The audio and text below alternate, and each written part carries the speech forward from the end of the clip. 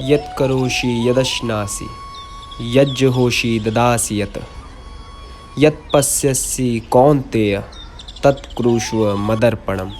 अर्थात, हे कुंती पुत्र, तू जो कुछ करता है, जो कुछ खाता है, जो कुछ यज्ञ करता है, जो कुछ दान देता है और जो कुछ तप करता है, वह सब मुझे अर्पण कर दे। श्री कृष्ण के इस कथन को मैं कथा के अंत में प्रकाशित करूंगा।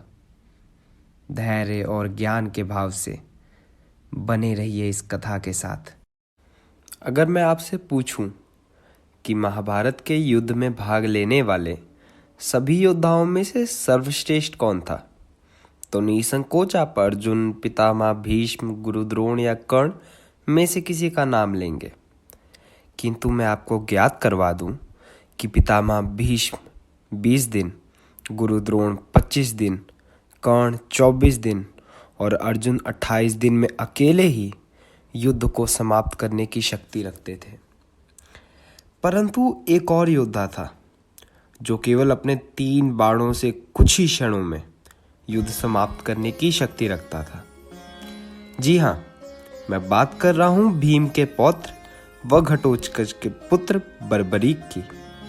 माँ दुर्गा के कठिन तप के बाद माँ दुर्गा ने बर्बरीक को 3 बाण दिए, जिनमें से पहला बाण शत्रु को चिन्हित करता, दूसरा बाण शत्रु को मार गिराता, चाहे वो शत्रु कहीं भी जाकर छिपा हो, और तीसरे बाण के प्रयोग करने से महाविनाश हो जाता। तो अब सवाल ये उठता है, क्यों उस वीर को महाभारत के युद्ध से वंचित रखा गया? क्यों महाबली होते हुए भी वो अपने दादा की ओर से भी युद्ध न लड़ सका? इन सब सवालों का एक जवाब है, केवल एक वचन। हाँ, जो बर्बरीक ने अपनी माता को दिया था। वो वचन ये था कि वो केवल हारते हुए पक्ष के तरफ से ही लड़ेगा, परंतु पांडवों के पक्ष से लड़ते हुए यदि वो अपने दोनों बाणों का प्रयोग करता, अपना पराक्रम दिखलाता और अपने दिव्य अस्त्रों का प्रयोग करता, तो निसंकोच कौरवों का पक्ष कमजोर पड़ जाता और वचनबद्ध होते हुए वो पांडवों के विपरीत हो जाता, और ऐसा करते करते अंत में केवल बर्बरीक बचता और कोई नहीं। इसलिए श्री कृष्ण, जिन्हें बर्बरीक अपना गुरु मानता था, उन्होंने गुरु दक्षिणा के रूप में बर्बरीक से उसका सर मांग लिया और बिना किसी संकोच के बर्बरीक ने अपना गला काट श्री कृष्ण को समर्पित कर दिया और बड़ी विनम्रता से बर्बरीक ने अपनी अंतिम इच्छा प्रकट की कि वो इस धर्म युद्ध को पूरा देखना चाहता है। बर्बरीक के इस समर्पण भाव को देखते हुए श्री कृष्ण भी भावुक हो उठे और बर्बरीक के सिर को एक ऊंची पहाड़ी पर रख दिया, जहां से बर्बरीक ने संपूर्ण युद्ध देखा।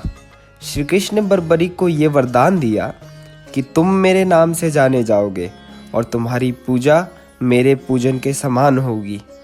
तब से बर्बरीक को खाटू श्याम की उपाधि मिली और आज भी उनका पूजन होता है। अब निष्कर्ष पर आते हैं। इस कथा का सार है समर्पण। आपका हर कर्म ईश्वर को समर्पित होना चाहिए, क्योंकि आपका कर्ता भी वही है और धर्ता भी वही है।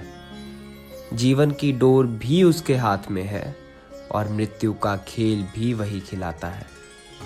इसलिए अपना सब कुछ ईश्वर अथवा पूजनीय गुरु को समर्पित कर दीजिए और प्रतिफल के रूप में मिले प्रसाद का आनंद लीजिए। आशा है आपको बर्बरीक के समर्पण की ये कथा पसंद आई हो। मुझे इतने धैर्य से सुनने के लिए आपका धन्यवाद। मैं शिवम आपको फिर मिलूंगा एक नई कथा के साथ। तब तक के लिए राधे राधे।